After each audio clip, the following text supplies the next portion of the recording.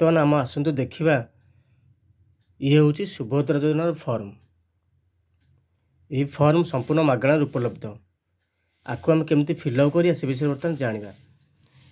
ଦେଖନ୍ତୁ ଏହି ହେଉଛି ସୁଭଦ୍ରା ଫର୍ମ। এই ସାଇଡ଼୍ରେ ଲେଖା ହେଇଛି ଟୋଲ୍ ଫ୍ରି ନମ୍ବର। ଏଠି ଆବେଦନକାରୀ ସମ୍ପୂର୍ଣ୍ଣ ଫର୍ମ ଅଛି ଦେଇଛି କରିବା ପାଇଁକା। ପ୍ରଥମେ ଦେଖନ୍ତୁ 1 ନମ୍ବର ଦେଇଛି ଆପଣଙ୍କର ସମ୍ପୂର୍ଣ୍ଣ ଆଧାର ଅନୁଯାୟୀ ନାଁ ଲେଖିବାକୁ ପଡ଼ିବ। ଏଠି ଆପଣଙ୍କୁ ସମ୍ପୂର୍ଣ୍ଣ ନାଁ ଲେଖିବାକୁ ପଡ଼ିବ। ଆପଣ ନାଁ ଯାହା ଅଛି ସ୍ପେସ୍ ଦେଇକି ଲେଖିବେ। ଇଂଲିଶରେ ହେଉ କି ଓଡ଼ିଆରେ ଯେଉଁଥିରେ ଲେଖିପାରିବେ। ତାପରେ ଆଧାର ନମ୍ବରଟି ଲେଖିବାକୁ ଦେଇଛି, ଆଧାର ସଂଖ୍ୟା ଆପଣଙ୍କ ଲେଖିବେ।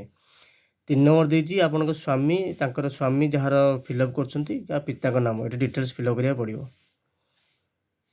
ମୁଁ ମୋର ଫିଲ୍ଅପ୍ କରିଛି। ଏଠି ଜନ୍ମ ତାରିଖ ଯାହାର ଆପ୍ଲାଏ ହେଉଛି ତାଙ୍କର ଜନ୍ମ ତାରିଖଟି ଲେଖିବାକୁ ପଡ଼ିବ। ଏଠି କେଉଁ ବର୍ଗ, ସାଧାରଣ, ଅନୁସୂଚିତ ଜାତି, ଅନୁସୂଚିତ ଜନଜାତି ବା ଶାରୀରିକ ଭିନ୍ନକ୍ଷମ। ଏଠି ଆପଣ ଯଦି ସାଧାରଣ ବର୍ଗ ହେଇଥିଲେ ଠିକ୍ ଚିହ୍ନ ମାରିବେ, ଆଉ ବାକି ଅଲଗା ଜାତି ହେଇଥିଲେ ତାହେଲେ ଠିକ୍ ଚିହ୍ନ ମାରିବେ। ଯଦି ଆପଣ ଏଠି ଶାରୀରିକ ଭିନ୍ନକ୍ଷମ ଅଛନ୍ତି କି ନାହିଁ ଏଠି ଠିକ୍ ଚିହ୍ନ ମାରିବେ। ଯେହେତୁ ଆମର ନାହାନ୍ତି କେହି, ମୁଁ ନାଁ ମାଇଲି ଏଠି। ତାପରେ ଏଠି ଆଧାରରେ ସଂଯୁକ୍ତ ଥିବା ମୋବାଇଲ୍ ନମ୍ବରଟା ଆପଣ ଲେଖିବେ ଯେଉଁଥିରେ ଆଧାର ନମ୍ବର ଲିଙ୍କ ଅଛି। ଦେନ୍ ତା ବାଦ ହେଉଛି ବିକଳ୍ପ ମୋବାଇଲ୍ ନମ୍ବର, ଗୋଟେ ଅଲ୍ଟରନେଟ୍ ନମ୍ବର ଆପଣ ଲେଖିବାକୁ ଏଠି ପଡ଼ିବ। ଏଠି ଫିଲ୍ଅପ୍ କରିଦେବେ ଆପଣ। ତାପରେ ନିଜ ଜିଲ୍ଲା ନାମ ଲେଖିବେ। ମୋ ଜିଲ୍ଲା ନାଁ ପୁରୀ, ଯେହେତୁ ମୁଁ ପୁରୀ ଲେଖିଛି। ଗ୍ରାମ ଏଠି ଲେଖିବେ ସମ୍ବଲପୁରପାଟଣା। ମୋ ଜିଲ୍ଲା ଯେହେତୁ ମୋ ଗ୍ରାମ ଯେହେତୁ ସମ୍ବଲପୁରପାଟଣା ମୁଁ ଲେଖିଛି।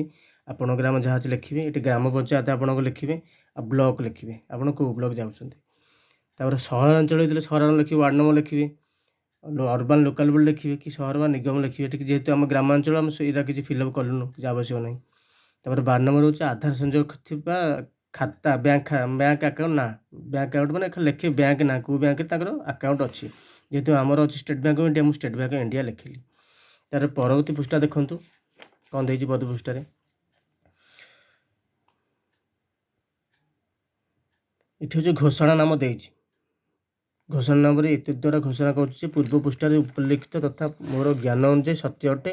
ମୁଁ ଜ୍ଞାତ ଯେ ଏଥିରୁ କୌଣସି ମିଥ୍ୟା ପ୍ରମାଣିତ ହେଲେ ମୁଁ ଆବେଦନ ପ୍ରତ୍ୟାଖ୍ୟାନ କରାଯାଇପାରେ ଓ ଆଇନଗତ କଠୋର କାର୍ଯ୍ୟାନୁଷ୍ଠାନ ଗ୍ରହଣ କରାଯାଇପାରେ। ଦୟାକରି ପ୍ରଯୁକ୍ତ ସ୍ଥାନରେ ଚିହ୍ନ ମାରନ୍ତୁ।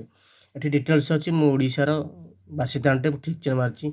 1 ଜୁଲାଇ 2024 ସୁଦ୍ଧା ମୋର ବୟସ 21 ବର୍ଷ, ତାଠାରୁ ଅଧିକ 60 ବର୍ଷରେ କମ୍, ଏଇଟା ଠିକ୍ ଚିହ୍ନ ସେଥିପାଇଁ ମାରିଛି। ମୁଁ କୌଣସି ରାଜ୍ୟ ସରକାର କିମ୍ବା କେନ୍ଦ୍ର ସରକାରଙ୍କ ଯୋଜନା ଅଧୀନରେ ମାସିକ 1500 ଟଙ୍କା ଅଥବା ତଦୁର୍ଦ୍ଧ୍ୱ କିମ୍ବା ବାର୍ଷିକ 8000 ଟଙ୍କା ଅଥବା ତଦୁର୍ଦ୍ଧ୍ୱ ଆର୍ଥିକ ସହାୟତା ରାଶି ପାଉନାହିଁ, ତେଣୁ ଗୋଟେ ଠିକ୍ ଚିହ୍ନ ମାଇଲି। ମୁଁ କିମ୍ବା ମୋ ପରିବାରରେ କୌଣସି ସଦସ୍ୟ ବର୍ତ୍ତମାନ କିମ୍ବା ପୂର୍ବତନ ସାଂସଦ କିମ୍ବା ବିଧାନସଭା ସଦସ୍ୟ ଅଛନ୍ତି ନାହିଁ, ଏଇଟା ଠିକ୍ ଚିହ୍ନ। ଯେହେତୁ ନାହାନ୍ତି ମୁଁ ଠିକ୍ ଚିହ୍ନ ମାଇଲି। ମୁଁ କିମ୍ବା ମୋ ପରିବାରରେ କୌଣସି ସଦସ୍ୟ ଆୟକର ଦାତା ନୁହନ୍ତି, ତେଣୁ ଠିକ୍ ଚିହ୍ନ ମାଇଲି। ମୁଁ କିମ୍ବା ମୋ ପରିବାରରେ କୌଣସି ସଦସ୍ୟ କୌଣସି ସହରାଞ୍ଚଳ ସ୍ଥାନୀୟ ସଂସ୍ଥା କିମ୍ବା ପଞ୍ଚାୟତ ରାଜ ଅନୁଷ୍ଠାନରେ ଜଣେ ନିର୍ବାଚିତ ଜନପ୍ରତିନିଧି ନୁହନ୍ତି, ୱାର୍ଡ଼ ମେମ୍ବର ହେଉ କାଉନସିଲର ବ୍ୟତୀତ ହୁଅନ୍ତୁ, ମୁଁ ଠିକ୍ ଚିହ୍ନ ମାଇଲି। ମୁଁ କିମ୍ବା ମୋ ପରିବାରରେ କୌଣସି ସଦସ୍ୟ ଭାରତ ସରକାରଙ୍କ କିମ୍ବା ରାଜ୍ୟ ସରକାରଙ୍କ କୌଣସି ଅଣ୍ଡରଟେକିଂ ଅଥବା ବୋର୍ଡ଼ ଅଥବା ସ୍ଥାନୀୟ ସଂସ୍ଥା ଅଥବା ବିଭାଗରେ ନିୟମିତ କିମ୍ବା ସ୍ଥାୟୀ କିମ୍ବା ଚୁକ୍ତିତ କର୍ମଚାରୀ ଭାବରେ ନିଯୁକ୍ତ ନୁହନ୍ତି ଅଥବା ଅବସର ପରେ ପେନ୍ସନ୍ ପାଉନାହାନ୍ତି, ମୁଁ ଠିକ୍ ଚିହ୍ନ ମାଇଲି। ଯେହେତୁ ନାହାନ୍ତି ଆମର କି।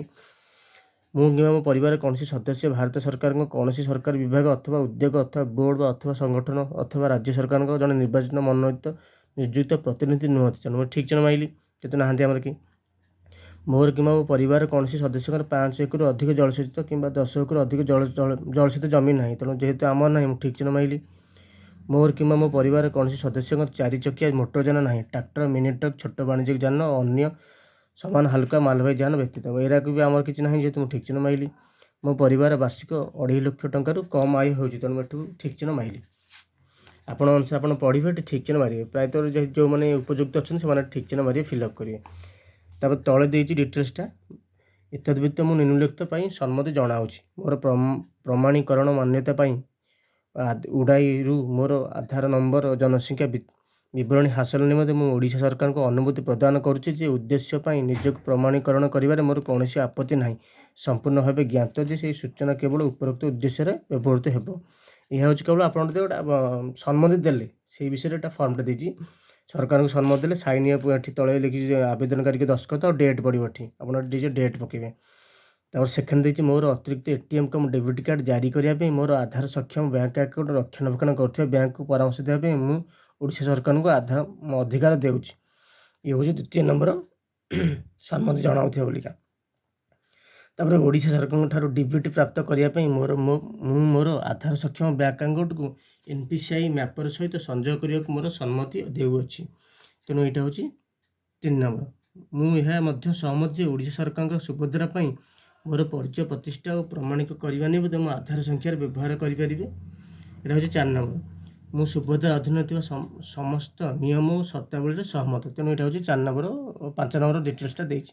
ଏହା ଫିଲ୍ଅପ୍ କଲେ ମାନେ ପଢ଼ିଲା ପରେ ଆପଣ ତଳେ ଏଠି ସାଇନ୍ କରି ଡେଟ୍ ପକାଇବେ। ଏହା ସାଙ୍ଗମାନେ ଦେଖିଲେ ଯେ ଆପଣ ସୁଭଦ୍ରା ଯୋଜନା ଫର୍ମ କେମିତି ଫିଲ୍ଅପ୍ ହୁଏ। ତେଣୁ ଆପଣ ଏଇଭଳି ଭାବେ ଫର୍ମକୁ ଫିଲ୍ଅପ୍ କରନ୍ତୁ। ଓଡ଼ିଆ ହେଉ କି ଇଂଲିଶ ହେଉ ଯାହା ଲେଖିଲେ ବି ଚଳିବ, କିଛି ପ୍ରୋବ୍ଲେମ୍ ନାହିଁ। ଏହା କରିକି ନିକଟସ୍ଥ ଅଙ୍ଗନବାଡ଼ି କେନ୍ଦ୍ର କିମ୍ବା ନିଶ୍ଚିତ ଆମର ଯେଉଁ ଜନସେବା କେନ୍ଦ୍ର ଅଛି ଦାଖଲ କରାନ୍ତୁ। ଆଉ ସିଏ ନିଜେ ତାଙ୍କର ଅବଶିଷ୍ଟ ଫିଲ୍ଅପ୍ କାମ କରିକି ଅନଲାଇନ୍ରେ ଆପ୍ଲାଏ କରିବେ। ତେଣୁ ଯଦି এই ଭିଡ଼ିଓଟି ଆପଣଙ୍କୁ ଭଲ ଲାଗିଛି ତାହେଲେ ବହୁଳ ପରିମାଣରେ ଲାଇକ୍, ସେୟାର, ସବସ୍କ୍ରାଇବ୍ କରିବାକୁ ଭୁଲନ୍ତୁ ନାହିଁ। ଜୟ ଜଗନ୍ନାଥ, ଧନ୍ୟବାଦ।